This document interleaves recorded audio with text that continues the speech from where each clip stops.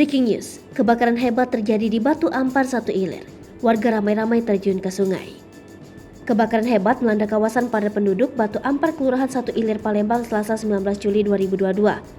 Tampak dari kejauhan, asap hitam pekat membumbung tinggi ke langit. Rumah-rumah kayu yang berada di pinggiran Sungai Musi Palembang itu tampak ludes dilalap si jago merah. Dari rekaman video kebakaran yang diterima Sripoku.com, tampak beberapa warga berenang ke Sungai Musi adanya insiden tersebut. Hingga saat ini, musibah kebakaran di Batu Ampar 1 Ilir, Palembang masih terjadi. Pihak Dinas Kebakaran Palembang saat dikonfirmasi membenarkan adanya kejadian tersebut. Saat ini, tim Sripoku.com sedang menuju lokasi kejadian untuk mengabarkan lebih lanjut.